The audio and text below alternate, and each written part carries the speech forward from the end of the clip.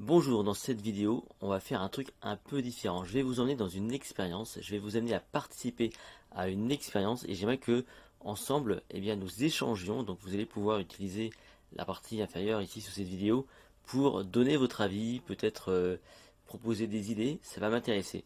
De quoi on va parler dans cette vidéo un peu spéciale? On va parler d'un objet qui s'appelle le Lukasa. C'est un objet qui nous vient d'Afrique et on va essayer d'expérimenter ça et puis on va essayer d'ouvrir des portes. Voilà, je vais vous montrer un peu tout ce que j'ai fait et encore une fois j'attends beaucoup de vos retours par rapport à cette vidéo. Alors aujourd'hui donc on va parler de ça, c'est quoi le Lukasa, on va essayer de découvrir, on va voir l'expérience personnelle que j'en ai faite et puis je vais vous proposer de créer votre propre Lukasa. D'abord, c'est quoi le Lukasa? Il faut savoir que dans l'histoire de l'art de la mémoire, on a évidemment des tas de recherches sur tout ce qui touche à l'apport des Grecs, notamment avec la méthode des lieux, et après dans la culture religieuse. Donc toutes les recherches qui ont pu être faites, parce que vraiment c'était dans le cadre religieux, en tout cas dans notre culture, qu'il y a eu pas mal de recherches. Et c'est vrai que souvent, on a des bouquins qui se sont limités à ça. Pour autant, il y a des tas d'autres cultures qui ont expérimenté des systèmes de mémorisation, des dispositifs de mémoire, hein, pour le coup.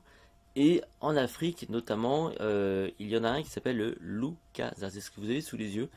C'est un système en bois qui mesure à peu près, je crois, une vingtaine de centimètres, à peu près, je crois. C'est la taille d'un smartphone réellement, hein, si on veut vraiment faire la comparaison. Et c'est composé de petites perles, c'est composé de coquillages, parfois je pense de petites sculptures intégrées. Et ça marche un peu comme une méthode des lieux. Et c'est un dispositif qui est issu de la culture Luba qui se situe en Afrique, donc plutôt au Congo. Et donc c'est un truc assez spécifique, assez secret pour le coup, qui permettait, on va dire, aux gens initiés de raconter des histoires. Alors comment ils faisaient ou comment ils font encore, je ne sais pas encore vraiment si c'est encore utilisé, eh bien ils parcourent avec le toucher, hein, du coup, le chemin, là, tout ce que vous avez sous les yeux, pour retrouver les informations. C'est un peu comme une méthode des lieux, si vous voulez. Ça va déclencher des souvenirs, et en plus il y a des codes, hein. Il y a des codes, c'est-à-dire que les perles, par exemple, peuvent pouvoir dire quelque chose. Peut-être que les coquillages vont faire référence à des personnages. Donc il y a comme une histoire qui est racontée là sur ce Lukasa que vous avez sous les yeux et qui permet en fait ensuite de tout détailler, quoi. Parce que l'idée c'est de faire appel à un aide-mémoire, c'est ce qu'est le Lukasa, pour ensuite explorer et on va dire extrapoler encore une fois ce qu'on sait. Donc c'est quelque chose de très intéressant. Alors, j'en ai pas trouvé, hein, je ne m'en suis pas non plus fabriqué. Par contre, je me suis dit, mais est-ce qu'on ne pourrait pas faire un truc un peu similaire? Et je vous raconte un petit peu l'idée. Je me suis dit, pourquoi ne pas faire une sorte de Lukasa? Est-ce que je pourrais mettre ça en œuvre pour des connaissances? Bon, je me suis dit, écoute, je vais tenter de faire un truc autour de certains rois de France. Donc j'ai trouvé un site qui mettait en avant les 10 rois de France les plus, on va dire, les plus doués, quelque part, de France. Et j'ai pris ça comme base. Et j'ai commencé à travailler sur un truc. Je me suis dit, bon, je vais pas faire un Lukasa. Je vais par contre essayer de voir si le toucher peut faire quelque chose. Alors voilà ce que j'ai fait. C'est très artisanal, hein, ce que je vais vous montrer. C'est vraiment ce que j'ai fait. J'ai fait plusieurs trucs. J'ai commencé par prendre une feuille un petit carton comme ça, hein, un petit carton, puis j'ai commencé j'ai commencé, si vous voulez, à faire des trous dedans avec un code, en me disant voilà, le trou numéro un seul trou, ce sera les louis. Les trous numéro 2 ce sont plutôt les Henri. Les trous, enfin quand il y a 3 trous, ce sont les Philippe, etc., etc. Les 4 ce sont des Charles.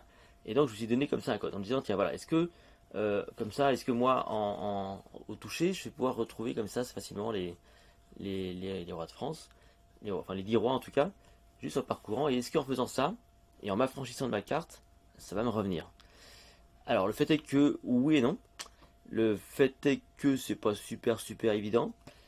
Comme ça, en plus, vous avez vu, j'ai déchiré parce que là, en plus, ce que je voulais faire à ce niveau-là, là, je voulais rajouter, par exemple, ici, c'est Louis XI. Ça, c'est Louis. Ici, le trou là. Là, c'est Louis. Vous voyez. Il y a un trou. Et là, j'ai fait un gros trou pour faire 10 et un pour faire 1. Donc, ça fait 11. Donc, j'ai essayé de voir si au toucher, je pouvais faire un truc comme ça qui pouvait ressembler à un Lukasa un peu artisanal. Bon, ça n'a pas bien marché. Bon, en tout cas, c'était une piste, mais c'était pas vraiment top.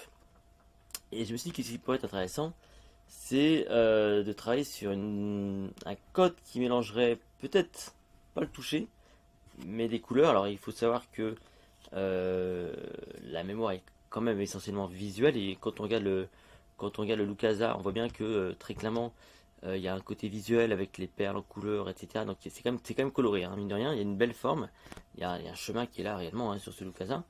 Et du coup, je me suis dit, j'ai fait les choses un peu différemment. Donc j'ai pris des crayons de couleur et j'ai mis les codes couleurs. Je me suis dit, tiens, si je devais, on va dire, donner une couleur aux Louis. Pour moi, les Louis, tout d'un coup, c'était jaune. Si je devais donner une couleur pour les Henri, c'était vert. Les Philippe, ça a été plutôt du violet, voilà. Et puis les Charles, j'ai plutôt pensé à du gris. Et c'était spontané. C'est intéressant parce que si vous voulez, dans cette démarche-là, je suis allé vraiment vers la spontanéité. Je me suis laissé aller vers un ressenti, hein, pour le coup. Et j'essaie de me rapprocher, vous savez, un peu de toutes les personnes qui ont comment, des rapports comme ça à l'information très colorés par des formes de synesthésie, hein, ce qu'on appelle la synesthésie. Et j'ai essayé de faire ça un peu spontanément pour voir ce que ça pouvait donner. Et finalement, c'était pas mal. Alors, j'ai repris un petit carton. Et qu'est-ce que j'ai fait? Je me suis dit, il faut quand même que je garde cette notion de voyage, ces notions de parcours, notamment la méthode des lieux, qui est toujours, à mon avis, la méthode, on va dire, mémoire classique. Et je me suis donc mis à parcourir dans ma tête un parcours, hein. Donc c'était une chambre, une salle de bain, un couloir, à nouveau une chambre, etc. Et dans lequel je plaçais non pas des rois mais des couleurs. Donc ça donne ça, regardez. Voici ce que ça donne. J'ai fait ça vraiment de façon artisanale et ça marche plutôt très bien. Enfin, en tout cas, c'est comme ça que je l'expérimente et j'aimerais que vous l'expérimentiez vous aussi. Donc, si vous regardez ma carte ici, j'ai ici donc la chambre, je l'ai colorée de jaune. En fait, j'ai mis la couleur, j'ai coloré complètement la chambre numéro 1 en jaune. La salle de bain, je la vois verte. Le couloir, je le vois violet. La seconde chambre, je la vois jaune. J'ai un filet chez moi, un truc d'habitation, c'est un truc assez fun. Je l'ai fait gris 2 fois. J'ai ensuite, on va dire, une rampe d'escalier qui est moitié jaune, moitié violette. Et ensuite, j'ai 3 endroits en bas où j'ai des espaces jaunes. Ce qui veut dire que là, spontanément, ça me rappelle que en premier, c'est Louis. En second, c'est vert, c'est du Henri. En troisième, c'est du violet, c'est Philippe. Ensuite, la salle d'après, jaune, c'est du Louis. Le filet, c'est gris-gris, donc c'est Charles et Charles. En fait, Charles V et Charlemagne. Après, j'ai un jaune, violet, c'est Louis-Philippe. Louis, c'est jaune, Philippe, c'est violet, donc Louis-Philippe. Et après, j'ai donc 3 jaunes, c'est donc 3 Louis. Voilà. Et là où j'ai commencé à peut-être un peu avoir plus de mal, et c'est là-dessus que j'aurais besoin de peut-être de votre avis, et j'aimerais que ce soit un peu communautaire, cette vidéo. J'ai voulu ensuite faire un code couleur pour les numéros. Par exemple, là-haut, ici, vous avez Louis 11, parce que le gros truc bleu, là, le bleu, c'est 10, et la couleur juste à côté, c'est le 1, c'est-à-dire 11. Ensuite, le vert, c'est Henri, et 4. Ensuite, vous avez Philippe 2. Vous avez donc ensuite, Louis 9, Charles V, le deuxième gris, c'est Charlemagne, Louis-Philippe, etc., etc. Et donc, il y a Louis XVI, Louis XV et Louis XIV.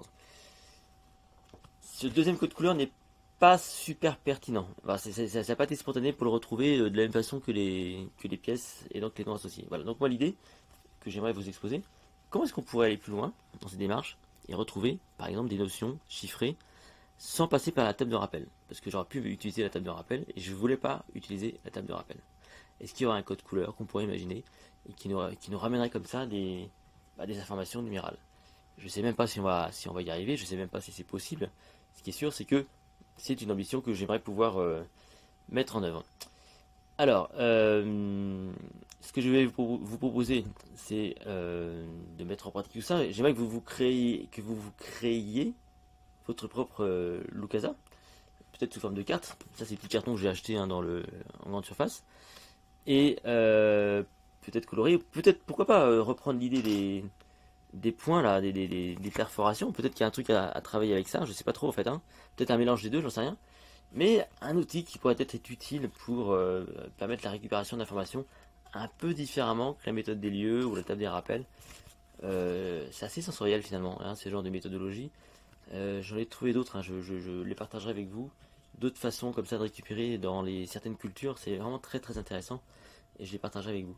Alors ce qui m'intéresserait, c'est que, bon, évidemment que vous cherchiez à expérimenter tout ça et peut-être, surtout, sous cette vidéo, de vous exprimer, de donner vos idées, si vous en avez évidemment, sur comment est-ce qu'on pourrait améliorer ce système. Voilà.